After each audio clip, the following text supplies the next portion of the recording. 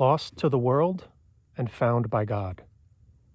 I feel like I've been through many lonely times in my life, but the feeling of being untethered from this reality and feeling like even loved ones or people around me could not reach me, could not find me, could not reach my heart or my soul or my essence, as if I was in like a bubbled encasing, as if there was an invisible glass wall between me and others when trying to connect. And I think that's a common thing if you are sort of having this higher awareness or advancing spiritually.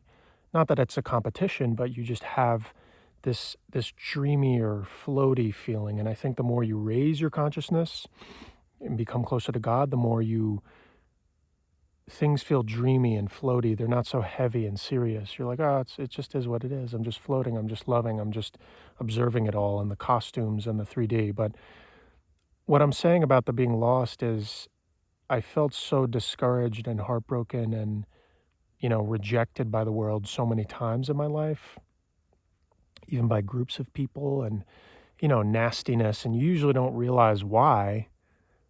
If you're here as somewhat of a catalyst, you have a different energy signature. You are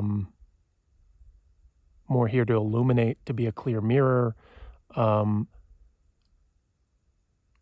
you find out that it feels like you're always an oppositional force. You're always oppositional to the world.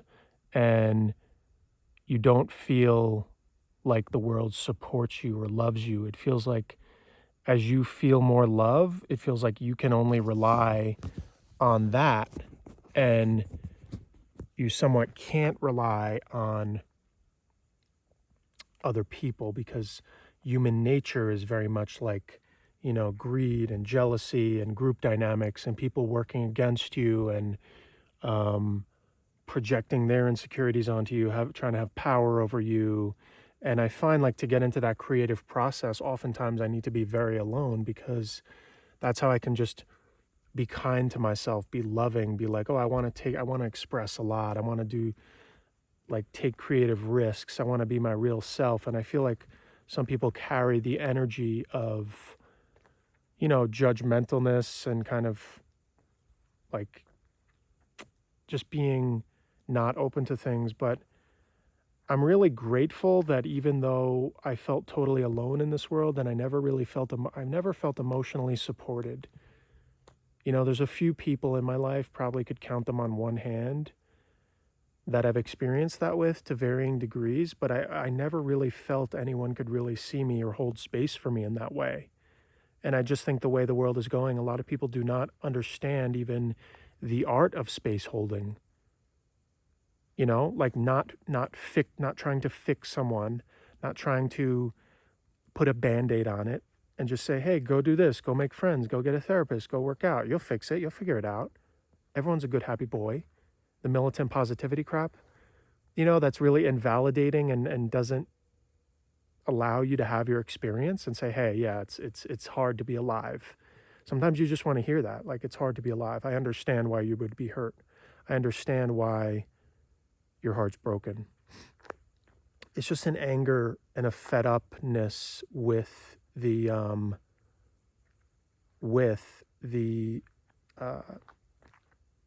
just cold nature of the world and how people are not kind.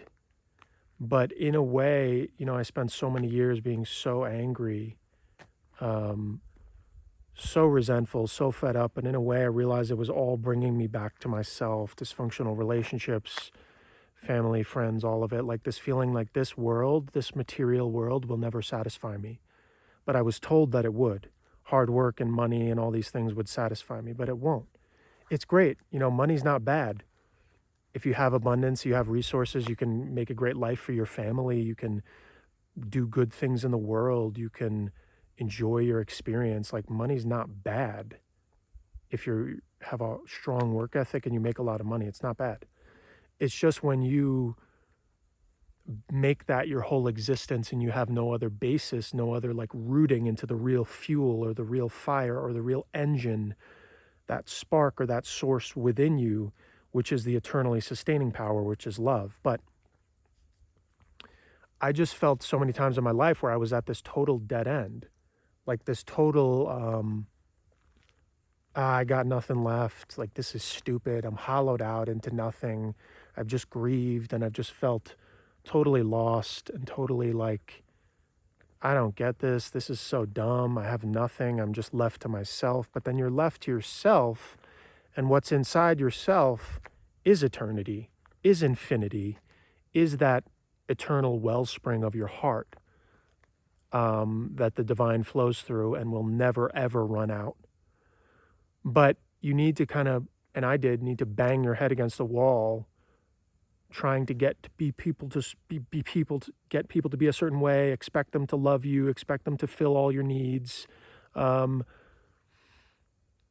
these kinds of things, like, it's they never can really. Only God can fill that void. And if you would ask someone in my life, like, how is Peter right now at present day compared to like 5 years ago, 10 years ago? And they'd say, I'm way better, way healthier, way stronger, way more like part of the world and alive and in good mental health. But what were the last 5 or 10 years for me?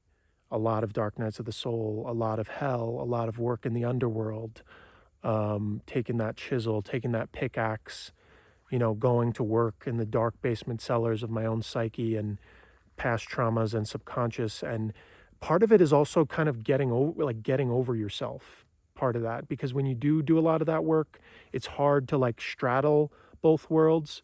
So you're in the underworld, but you're kind of trying to have a normal life, but you're doing such deep, intense work of transmutation and healing, that the trap or the pitfall can be to take yourself too seriously and like think that you're the only one suffering and you're the only one that's like alone or has experienced abandonment or betrayal or nastiness and hate in this world. It's just part of the package. It's part of the package. If you want to like kind of shake things up or do any kind of thing that's impactful in any way here, you are an oppositional force, because the crabs in the bucket or the going tide of things is just this docile whatever conformity thing where no one wants to be told a different way. But I kind of had to get over myself and be like, hey, Peter, you got to stop whining. Like, you got to stop being so in self pity, because you're literally paralyzing yourself with this self pity and thinking that you're the only one. But it was really developing that relationship with God, developing that deep trust of continually, all right, I have nothing, feel like this empty void, like my soul's hollowed out, I'm heartbroken again, I'm shattered, I've lost another person that I love, this didn't work out. Okay, back to God, back to God, back to God, back to my heart.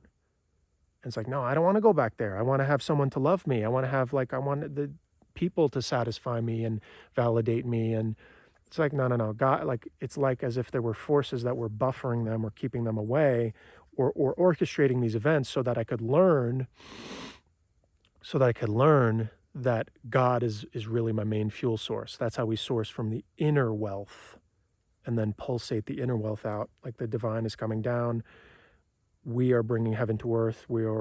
Have a foot straddling worlds. We have a foot in both worlds. That's why it feels like, if you are one of those souls where you've never felt, it's always felt kind of weird, like the lines have been blurred. You feel like you're here, but you're not really here. Like, you kind of reside on both sides of the veil, or you have that awareness. Um, Even when people leave, like, a lot of souls have been leaving the last year or two. Um, it almost feels like a mass exodus. But the way things are now, it feels like, it's not really goodbye. It's like, all right, I'll see you over there. See you on the other side. It's not, it won't be, it just is what it is. Like, it's not really goodbye. It's just you're changing form, and I'll see you in a little while in the other place. So that gives me some comfort, um, whenever parents or family members go, or um, whenever that will happen. But like, it's okay. It's all going to be okay. And the more I have gone into those deep, dark hells, which were really just like, and really I realized most of the punishment I inflicted on myself was so just mean and nasty, and I created a hell for myself. But I think realizing how lucky I am to go through all those experiences, even though I felt so alone and so lost in the world, you know? And I feel like I've been one of the most depressed, pessimistic, angry people, you know? And I feel like, if I can get out of that and I can combat that mindset, I feel like anyone can. Um, because, at various points, I'm a pretty miserable person to be around.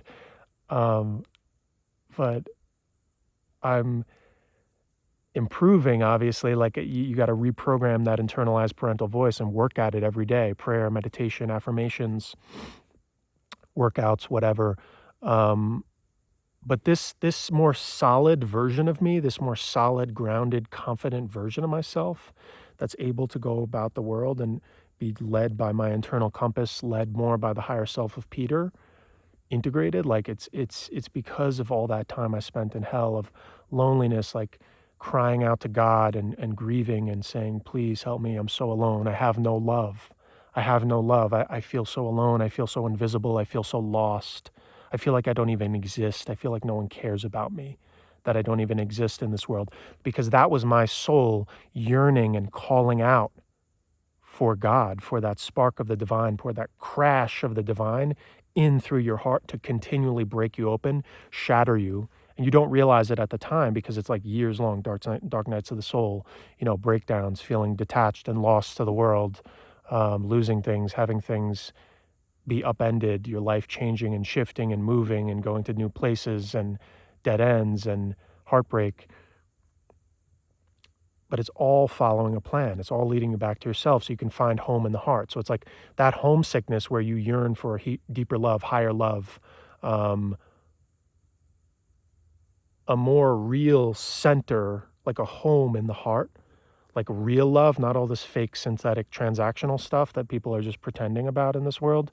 Um, that can only be found in the heart, right? Because we'll continue to change form. We'll leave this realm, we'll bounce over to another one, all these dimensions. I don't know, who knows? Maybe it's like a dream within a dream within a dream. Maybe we'll go back to our star home, like whatever star race you're from. I think we're multidimensional, so we're existing in many different dimensions all at once, many different parallel lives, It's hard to comprehend it all in human form, but the main thing is if you can just keep going into your heart, keep going into that anchor, that's mission control. That's the motherboard.